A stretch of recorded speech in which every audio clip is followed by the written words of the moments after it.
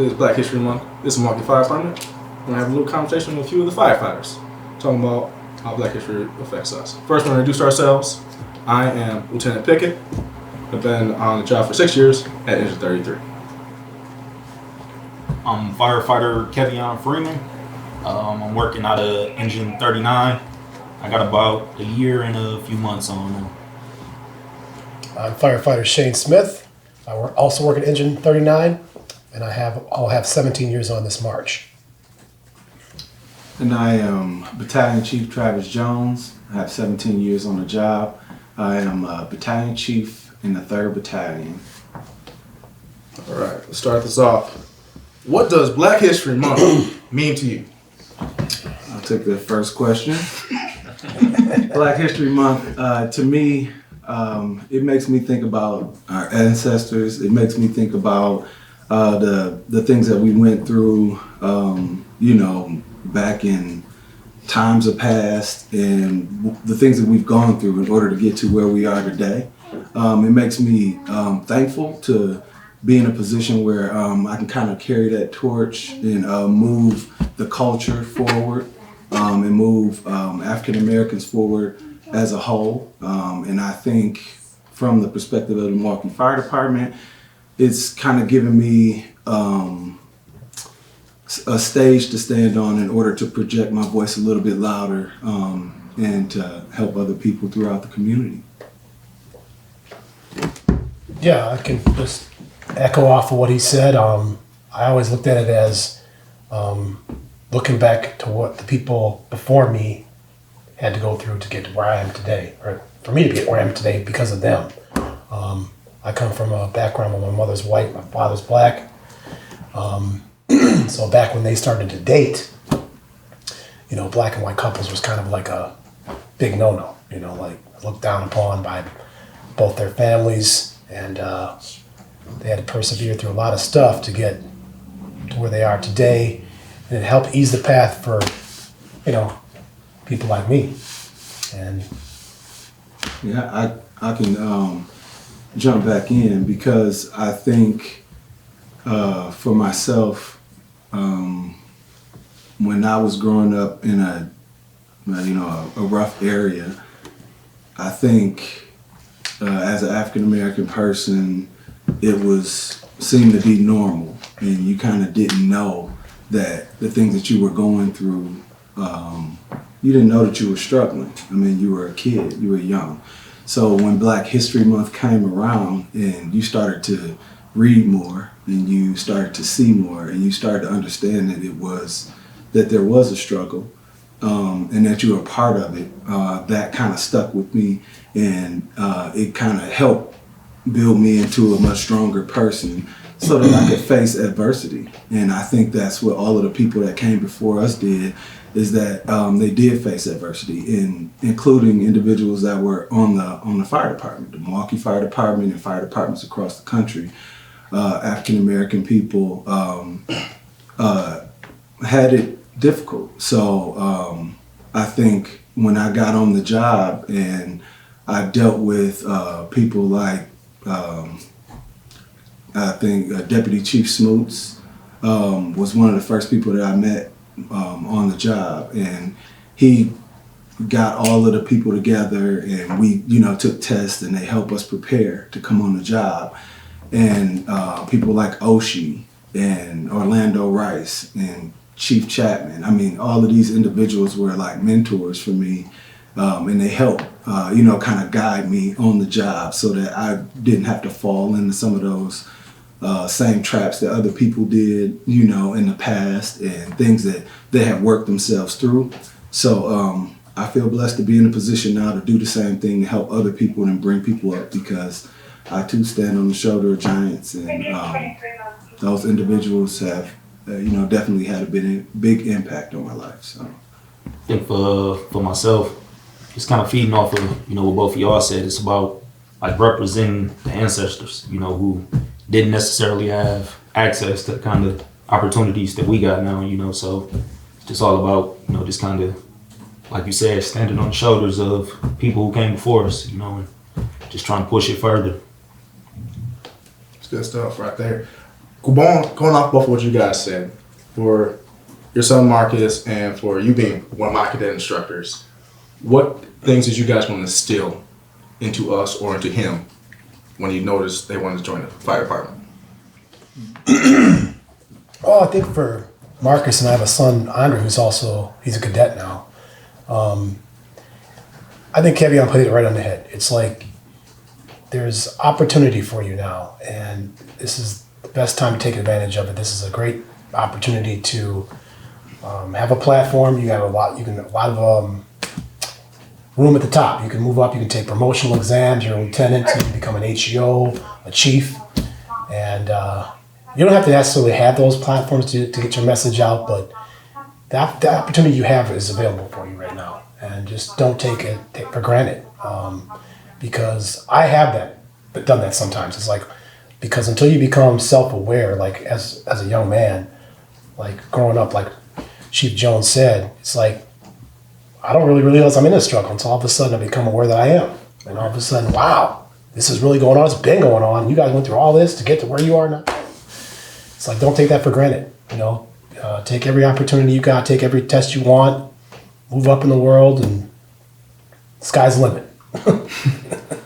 Yeah, that's one of the things that I wanted to instill into cadets, all of the cadets that came on, of all different type of minority. The females that came on the job. We had mixed people that came on the job as well. So I wanted to make sure that you didn't feel inferior.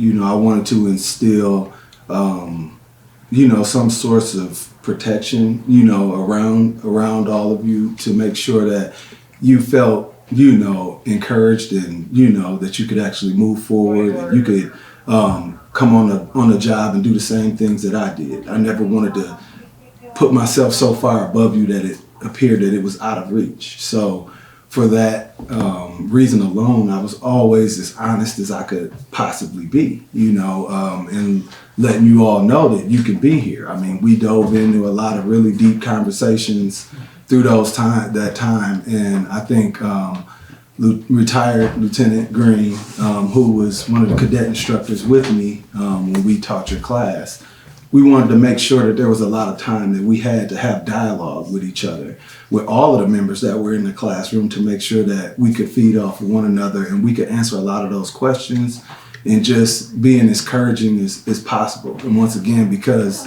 I had people pour into me and give me, confidence to be successful, I wanted to give that to you all. So, I mean, from having you guys, it's different for everybody in the class.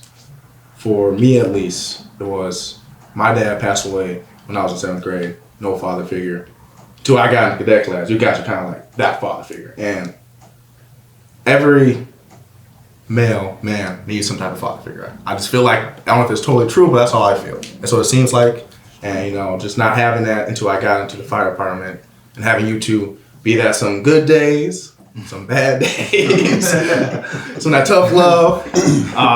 That really made an impact between you guys, Chief Parrish, and Captain Bland. Just the whole array of you guys, and actually see somebody that looks at least somewhat like me. Sure. Where I grew up, it was a decent mix of people, but still kind of what people would call not the best side of town and everything, but actually seeing somebody like me succeeding. But everyone else in my family, on the male side at least, is older. They're kind of moving on past their careers. There's no way that example of like, hey, this is what you do. And you guys gave that to us. And you still do. Appreciate that. I try to be a big brother to Marcus, and he does things still, and I'm like, oh man, come on, you can't do that. Yeah, just keep motivating. That's all that you can really do, is try to motivate the younger people. It makes me proud to see yourself promoting, moving up the ranks. I remember Mr. Freeman knocking on the door when I was at Engine 37. Yeah, I was still a student. I was in the MATC fire program. Yeah, why don't you tell them a little bit about that? How did that go? So we had a class project. It required us to go out and try and meet with some firefighters or whatever, and do an interview at the house. So I ended up going to 37s and knocking on the door, and they were like, why don't you come back tomorrow? Like, I think you were a captain at the time. Yeah. It's like, yeah, Captain Jones should be here. So I called back the next day. He was like, yeah, come in and meet with me. Sat down and we started talking, and we just kind of hit it off from there, and from that point forward, he was like pivotal in helping me get ready for like the whole process of trying to get on with MFD. Like, I remember we were like sitting down, preparing for the interview, just answering questions and stuff like that. So yeah, that's kind of how we met each other through that whole process. Pretty cool.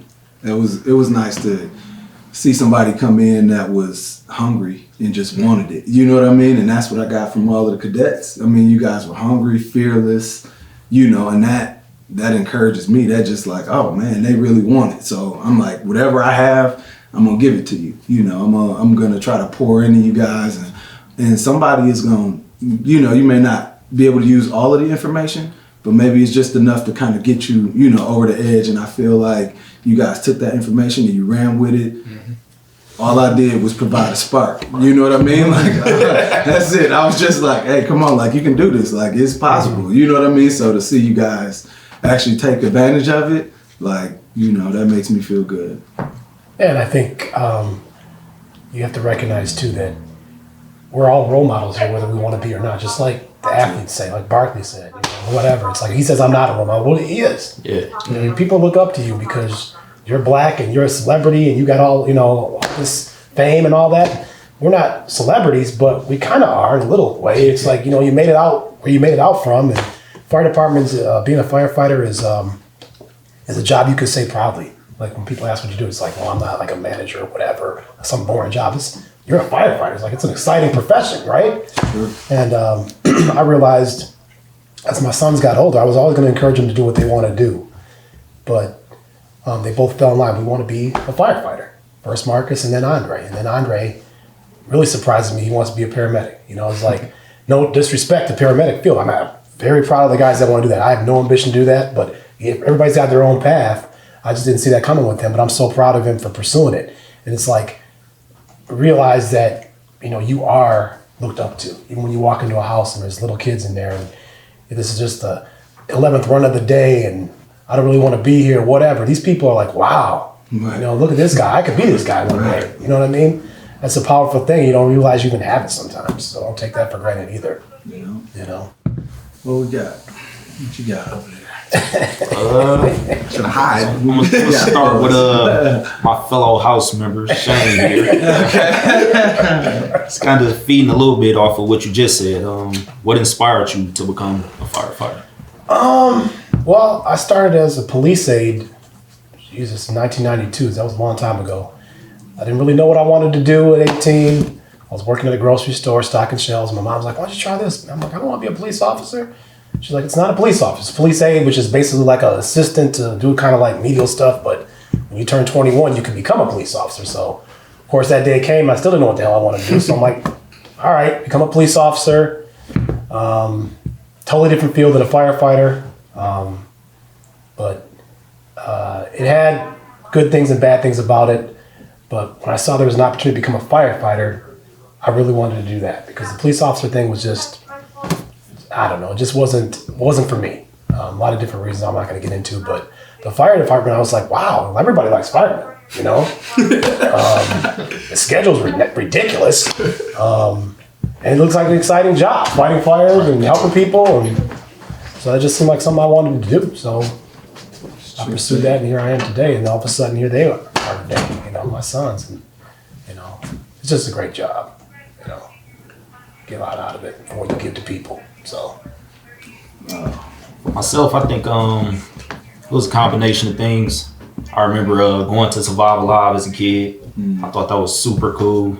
And then, like you said, it's exciting. Like everybody kind of want that chance to, kind of be viewed in the way that people view us. You hear people like calling us heroes all the time. And for us, it's just kind of like I'm just a regular person, but it's kind of how people view us, and I think it's cool to kind of have that admiration, and then I remember getting a little older and seeing like documentaries about like 9/11 and those firefighters and stuff.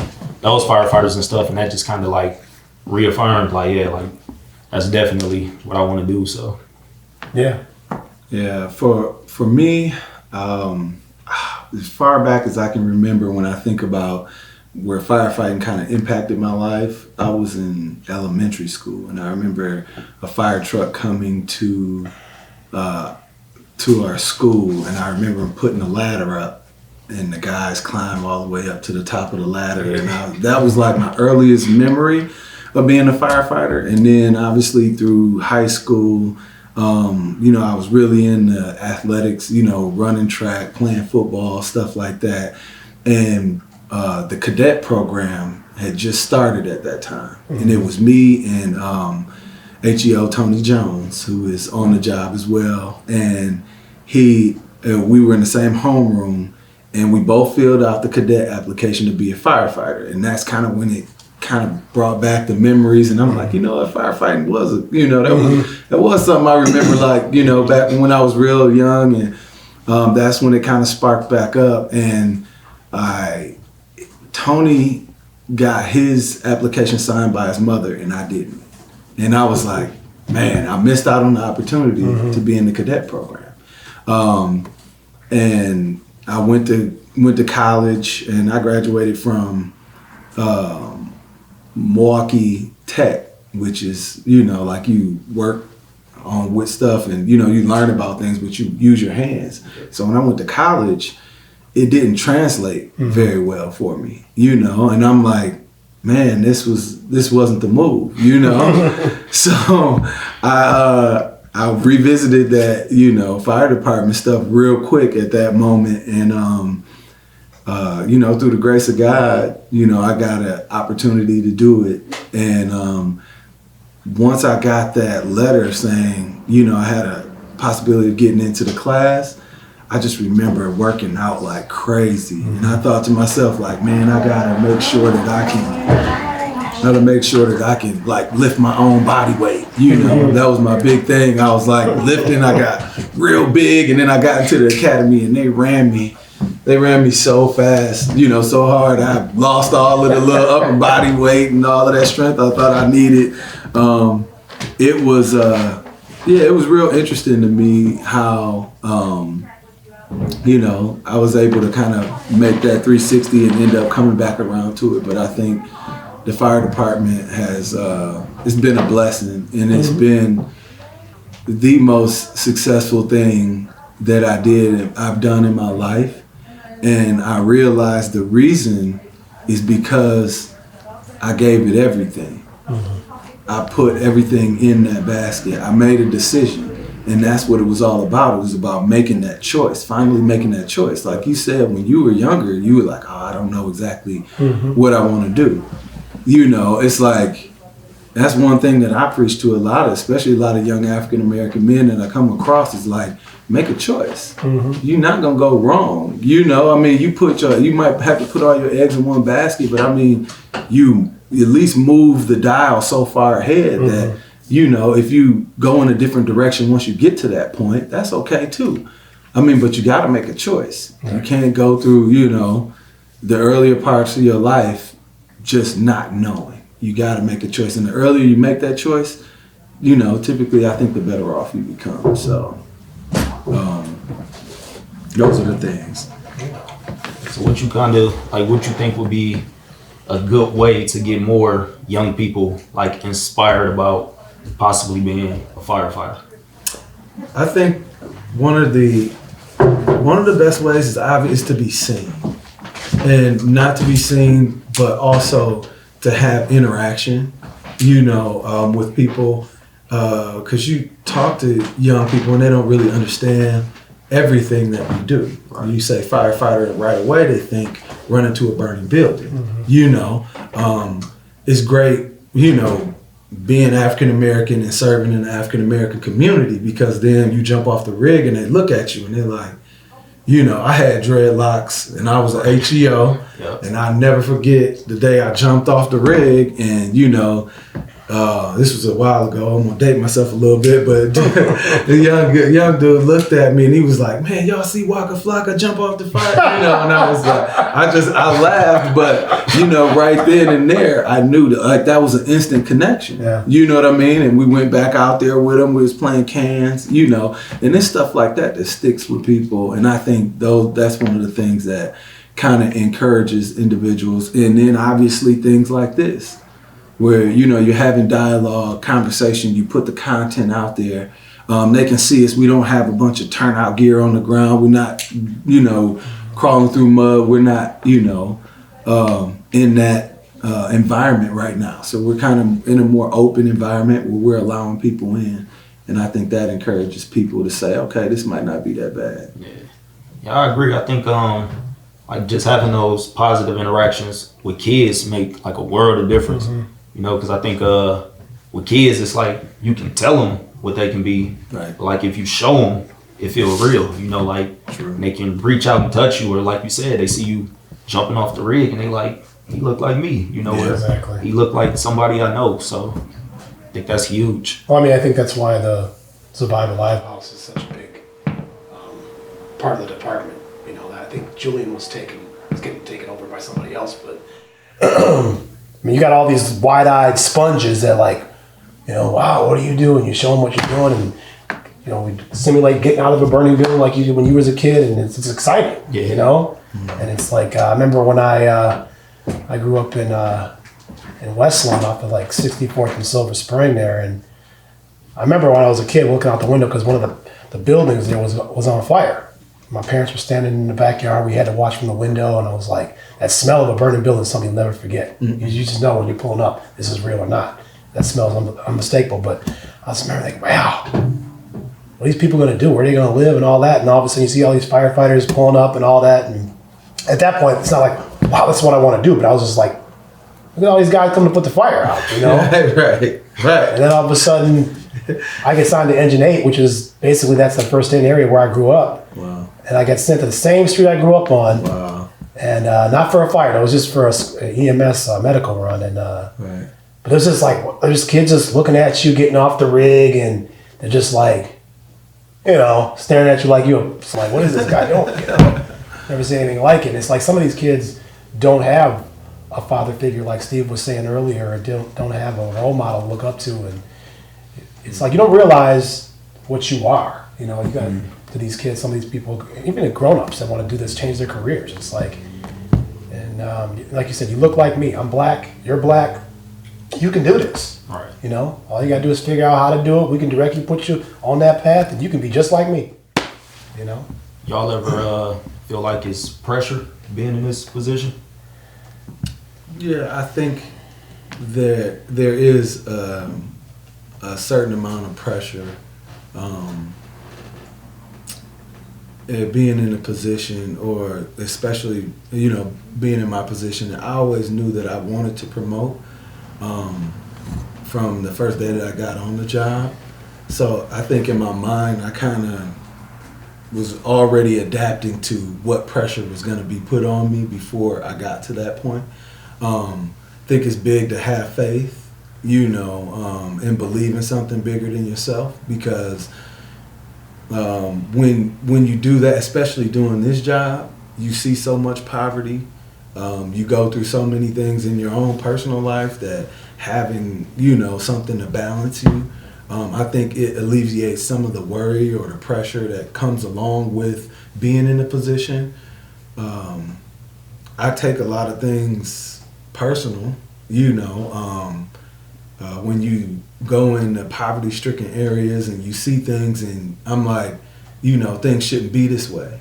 You can't help everything, and that's kind of where I think my pressure was kind of more where I put pressure on myself is I would go into, a home that was, really torn down, or, the kids, a lot of kids around and not a lot of supervision, things of that nature. Doesn't look like there's a lot of food in the house to eat, or a lot of lights on inside the house, whatever, and I know that that's not the reason why I'm there. the reason why I'm there is to help the person that called. You know, you have to kind of stay focused. But it does. I mean, you're only human, so you can't help but notice, you know, the poverty that's going on around you. And I think, you know, as an African American person, that's where I feel the pressure. You know, that's where I feel the pressure to want to stay in the inner city. That's where I feel the pressure to want to stay, you know, connected, you know, with my people, is because it's like you want to do everything you can to help uplift them. But you have to know, and I think we all have been through it, where, you know, you walk into a place and you like, I can't fix all of this. You know, this is a lot deeper than just grandma's sick today. You know what I mean? And grandma's sick because, I mean, she's watching 4, 5, 6 kids, you know, and she doesn't have a lot of help, you know, so she's under a lot of pressure herself. So from the idea of pressure and being in a position, I think I looked at it a little bit differently, and I think that's the way that I interpreted, you know, that idea of. Yeah, I mean, I think you really right on the head. I mean, Travis is way higher up the ladder than we are. We're just lowly firemen. You know what I mean? But I mean, there's different pressures from the different positions you're at. I mean, obviously, the higher you up the ladder you go, people are going to expect more of you. You know, if you keep taking the promotional exams, people are going to expect more of you. However, me being a career firefighter, you know, I didn't have the ambition he had, but you can still have pressure on you just being in the firehouse. Like, he is on a more of an administrative level. Me and you right now, we're in the field, you know, with all the rest of the grunts, you know, like, so we have pressure on us from in different kind of ways, like how we're representing in the firehouse, you know, and especially with what's going on in America today, with being so divisive, and people are really coming out with their opinions on things, and it's kind of hard sometimes to keep your mouth shut, you know what I mean, especially if you're brand new, or even if you got a guy like me who's only got a few years left. You know, it's like, well, there's guys I've worked with for a lot of years. I didn't know you felt this way about certain things. You know what I mean? It's true. And it's kind of hard. Sometimes I have to walk out of the kitchen. I'm not having this conversation right now because I might say things I'm going to regret. So there's pressure, I think, in being black throughout the department, no matter where you are, from firefighter all the way up to chief. Another thing I think I'd like to add to that is that those pressures aren't individual pressures. That's not just a Milwaukee Fire Department issue.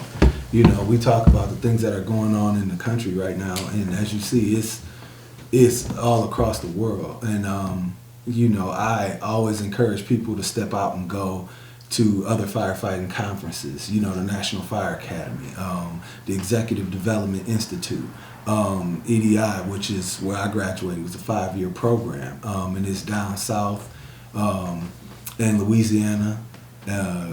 African American firefighters from across the country, and you realize that you're not alone, and the conversations that you have at the kitchen table aren't as uncommon as you know may think that they are.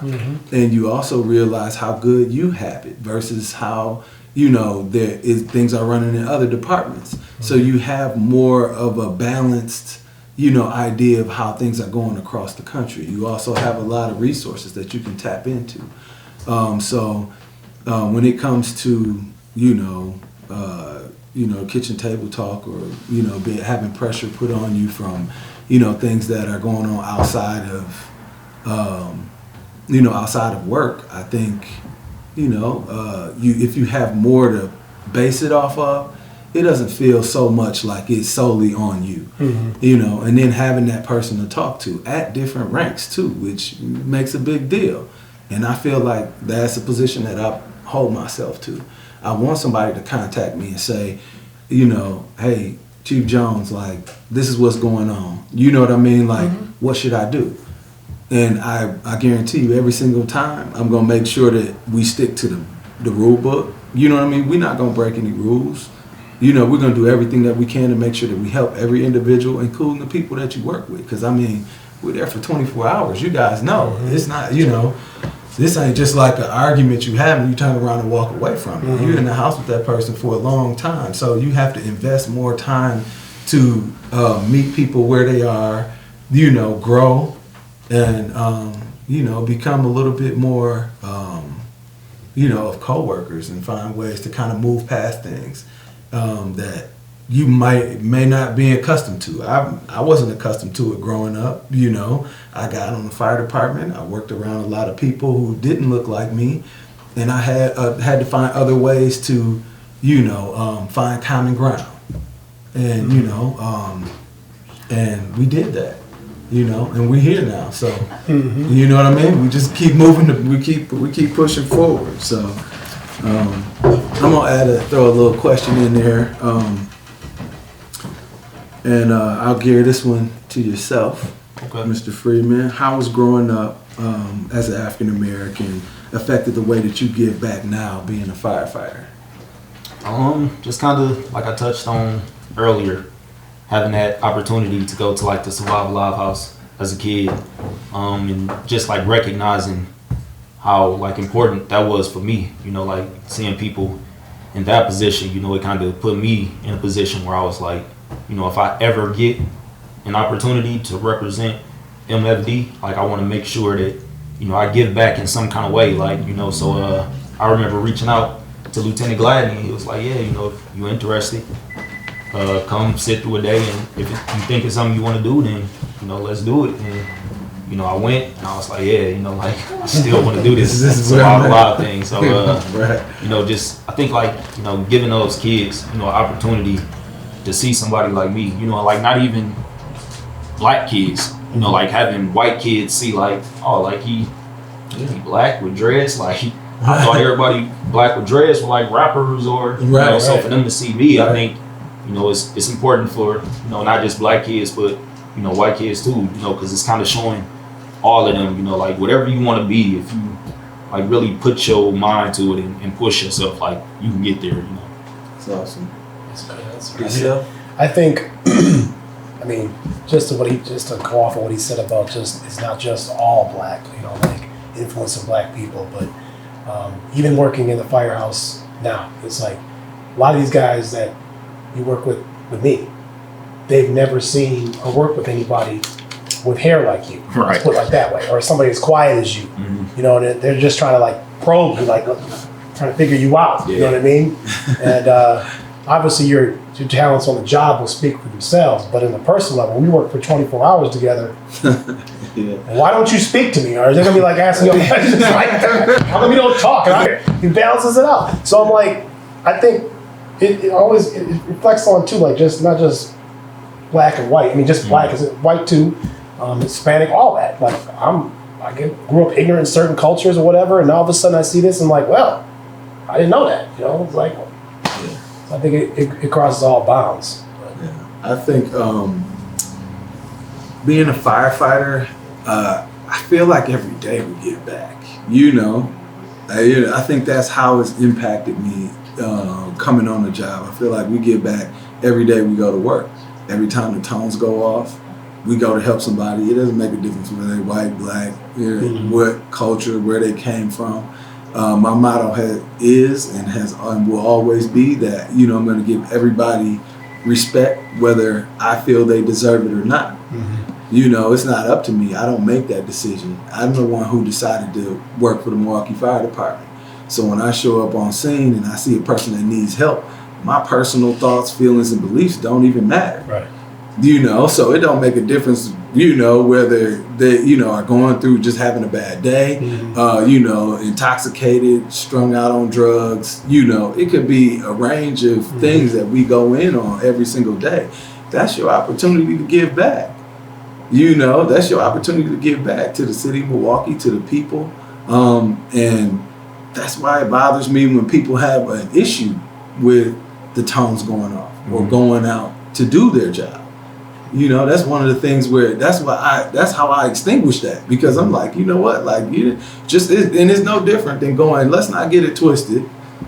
This job is no different than any other job. You know, you have certain parts of your job that you love, and there's certain parts of your job that you may not agree with so much. You know what I mean? At the end of the day, when I think about, you know, the parts of the job that probably aren't my favorite or the best parts of it, I have to find the silver lining, because I feel that, you know, it's helping somebody else. Yeah. That is the give back. That's it. You get an opportunity to do it every day. Yeah. every day. And you can do it in so many different ways. I mean, typically, if you just show up and you're just kind and nice and genuine, you know, you're gonna get that's you giving back. It doesn't necessarily. I mean, every person wants something. You know, when they down 911, there's a problem that needs to be fixed. And sometimes you can help them, sometimes you can't. Right. But when you extend yourself to do the best job that you can, people see that and they feel that. So I think when it comes to giving back as a firefighter, I think we get the opportunity to do it every single day. So that's one of the best things I think about the job. I think what's one of the coolest things to me is just seeing like how selfless it is. Right. You know, because like we don't care if we get a thank you when we walking out the door. You know, like right. We just committed, you know, to doing the job. You know, so that's always cool for me because even when we have a bad interaction, that don't change our next run. You know, we get to the next run and we still as professional as we were on the last one. You know, so exactly. Just giving back to people, you know, in that way, like it's always cool to me. Yeah, but I've always looked at it as like, you know, when you get on certain runs and you gotta be professional throughout, no matter what the run. But there are some runs that it's like you gotta have your A game. Like this is like a P&B. This guy's going down. This woman's going down, and I have to remember everything I was taught to save this person's life. This isn't just a nosebleed run. You know what I mean? So it just keep your focus, keep that edge. Because sometimes working with certain people, just as far as yourself goes, especially because being black, you are under a microscope sometimes. Just maintain that edge, do your job, and you'll be just fine. You know, because it is a great job. It's very fulfilling, and people. I sometimes walk away from runs and like walking out the building. Thank you, we appreciate you so much for what you do. And I'm thinking to myself, this is my job. I have to do this. You know, like thanks for coming. Well, I have to come here. I can't just say no. I don't want to come. You know, but these people actually are thankful that you're there, and they really appreciate what you do. It's kind of funny because you know, like whenever we out, somebody say like, "Thank you for your service." I never really know how to respond. Like, I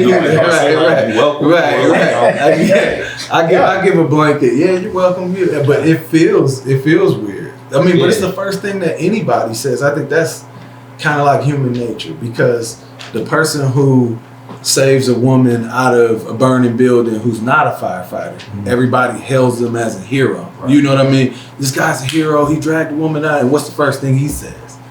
I'm not a hero. That's the first thing that he says, right? And I mean, I think, and it's just like being humble. I remember in the cadet program, which, you know, we train in 18 to 20-year-olds, and they're young and impressionable, and, you know, they have that drive to want to be great. And I remember we used to ask them all, why do you want to be a firefighter? You know, and everybody always says the same thing, you know, because I want to, you know, serve my community, right. You know. Cookie cutter answer. Yeah, cookie cutter answer, right? So we cut that out right away. Nobody can say this, you know. And this one cadet says, I want to be admired, sir. And boy, it lit a fire under me. A fire. You want to be admired, you know. What do you mean you want to be admired? Like, it took me to a whole different place. But in that moment with Lieutenant Green, like, we always knew that it was something deeper, you know, and this person was a minority, you know, and we always took it from that top level when we look and we're like, okay, that was something that I didn't want to hear, right. You know, and I felt like I needed to, like, you know, do some push-ups, run 15, 20 laps, you know, like I wanted to, but then I was like, you know what, let me take a step back, you know what I mean? Let me take a step back and let me use this as a teachable moment. You know, to explain to people, like, people are going to admire you for whatever you do. Right. Not just firefighting. If you're good at anything, if you can skip a rock, you know better than anybody else, people are going to admire you. You just want to be good at your job. Right. You just want to be good at what you do. You know, I never wanted anybody to come out of my class feeling like, you know, that they were bigger than anybody else. I never wanted that sense. I think to be devil's advocate here, I think to say someone wants to be admired, they take pride in what they are. You know, being a firefighter, like I said earlier, is kind of like being a mini celebrity. Like, you know, when you go out, and 9/11 kind of really boosted that up. True. You're kind of a celebrity. You're kind of a hero.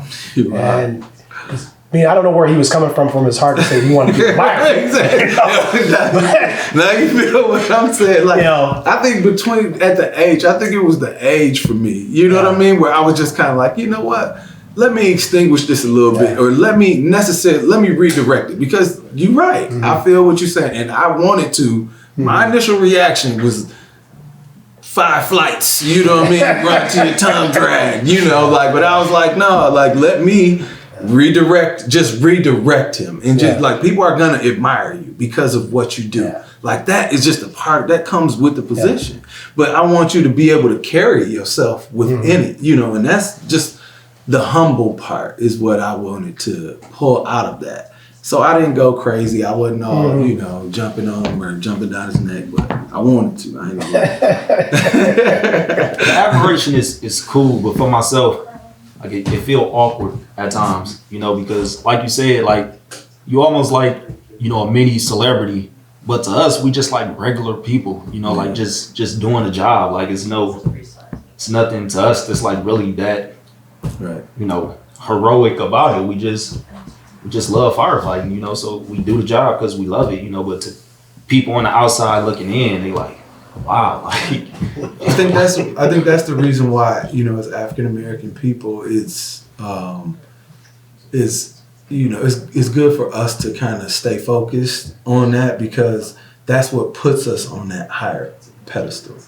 You know, those things are the reason why we have to really be good at what we do. And that's the reason why we have to show people the right way, and that we can't necessarily choose the wrong path. You know, there was a time where I realized that I was not normal, in the sense that I can't go out to the store or a place to patronize someplace and get into an altercation with a person.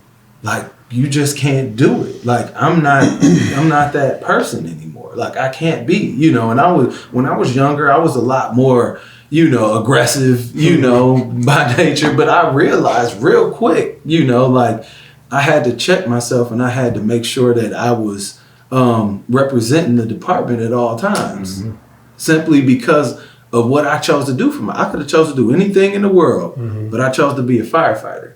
Then there's a lot of things that kind of come along with that, you know, and being an African American firefighter on top of that, now I'm not just dealing with doing the right thing because it's what I'm supposed to do, because that's what I believe, that's what my mother taught me, but also because there's rules that I have to follow based on the department standards. Then you also have the fact that you're an African American person. You don't want to be out here looking a fool and, you know, mistreating other people and have other African American people looking at you like, man, what are you doing? You got this great opportunity. Why would you just throw it away?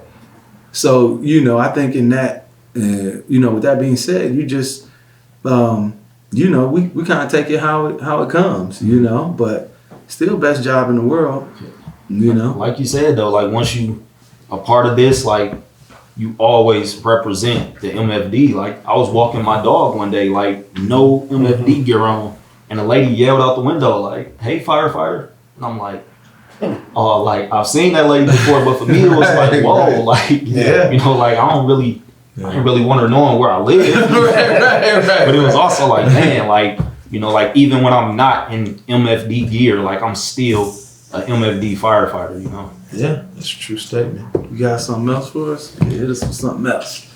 Let's see, this one will be for you. Okay, let's go. So how do you think MFD uses racial and gender diversity to better address the needs of the public? Once again, every single time we go out on a run, as an African American person, you have an opportunity to shed a positive light on that. So the more African American people that we have on this job, the more minorities that we have on this job, the better this job will become. I think that we continue to strive to keep those numbers up, to get those numbers up. They dwindle. However, that is not just a Milwaukee Fire Department problem. Like I said earlier, when you start to expand your horizons, you see that is something that's happening across the country.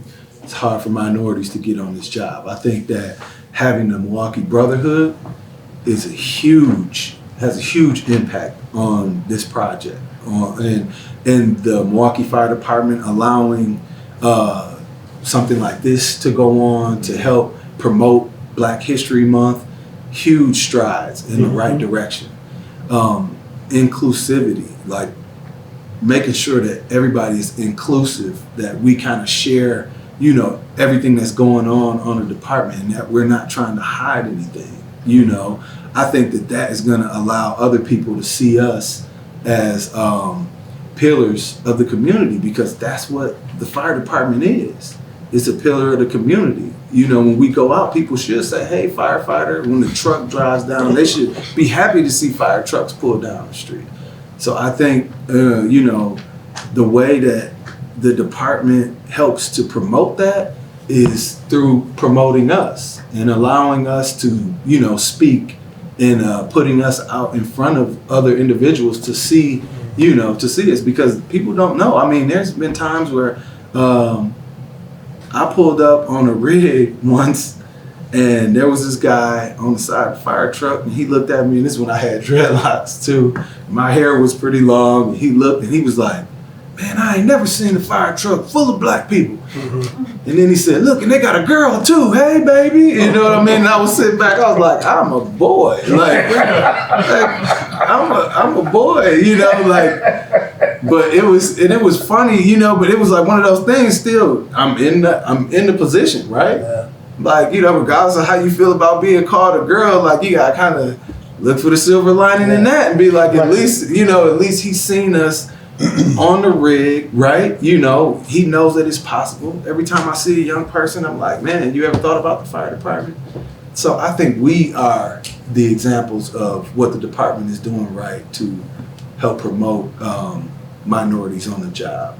We just need to get more. So what do you think we can do to really get more young girls interested in a career in firefighting? Yeah, the biggest thing is that we have to make sure that the women are out in the open. They have to be out there too. We have to also get young women to understand that it's not just you. There's 40 people climbing through a burning building. Do you have to be in good shape? Yes. You have to be in good shape. So, we have the ability to work out every single firehouse, to keep ourselves in shape, to eat healthy, all of those things. And there's so many people around you that are going to help lift you up. I think we have to promote that. We have to let people see that. We have to put, the women on the Milwaukee Fire Department out there for other individuals to communicate with them, to see them. There's so many, women on this job that, are, they're killing it. Yeah. They do an excellent job. I got another cadet story where Lieutenant Green, there's 3 females in the cadet class, and Lieutenant Green asked them, what is going to happen when the 3 of you are all on a truck together? And you all have to do team roof, and you got to take a ladder, put a ladder on your shoulder, take it up to the roof, put the ladder on, and then climb in the, and Lieutenant Donaldson, she looked at him and said, we gonna do it. And he was like, prove it. She was like, okay. So 3 females, they all suited up, put the SCBAs on, we pulled the rig out, go. They pulled the ladders off, dropped the ladder down, threw them up. Man, by the time they put the ladders on top of the roof and they dropped it, climbed on top of that roof, the whole class went crazy. But it's like, they can do it. It's not a matter of if, it's just that'd be a great something to film and put out there for the public to see, because that'll be it. Not only just for women that want to become a firefighter, have been thinking about it, but to break this. Even for me, I'm like, it's a very physically demanding job being a firefighter. It is. And I'm all for it if you can do it. I can do my job if I have to do it. Right. You know what I mean? And it's like, you're not on an island. You got other guys that are going to help you. But, if you are a woman or you are a smaller guy in stature or something, you got to prove yourself out there. That's what the academy's for. But I think as a tool for people that want to become that, for women that want to become that, they can see that I can do this. Yes. I just saw 3 women do it. Yeah. And you got guys out there like, I just saw 3 women do it too. So that's maybe changed my way of thinking about things. Like, I never thought women could do this type of shit. You know, it's like, I just saw it. Yeah. You know? It's possible. Proof is in the pudding right there. You know, so I think that'd be a great, way of getting it out there for women that are thinking about it or want to become a firefighter, and also just beating down that mindset like women can't do this job. Yeah, they can be as meds or something, you know, whatever. You got to continue to break the barriers. You know, we got to continue to break down the walls, and I think the more people that we have, the more African American people, the more women that we have, the more Latinos, the more, you know, people of all cultures that we have in higher positions. I mean, that's part of our mission statement. You know, that's part of the diversity statement. We're looking for excellent people of all backgrounds, and we need them all in every position because we help every single one of them. So we have to, the Milwaukee Fire Department has to mirror the people in which that they serve. And I think that because it's part of our mission, it's something we have to continue to drive towards. I think one of the things that, you know, I've been proudest of is with my class, one of my friends on the job, and I hope she don't get mad about me saying this, but Terry Huff was like the oldest black woman to ever get through the academy. You know, and for me, that was like, yo, like that's cool as hell. You know? She like, good. She good too. You know what I mean? I worked with her and I was like, okay, you know. Yeah.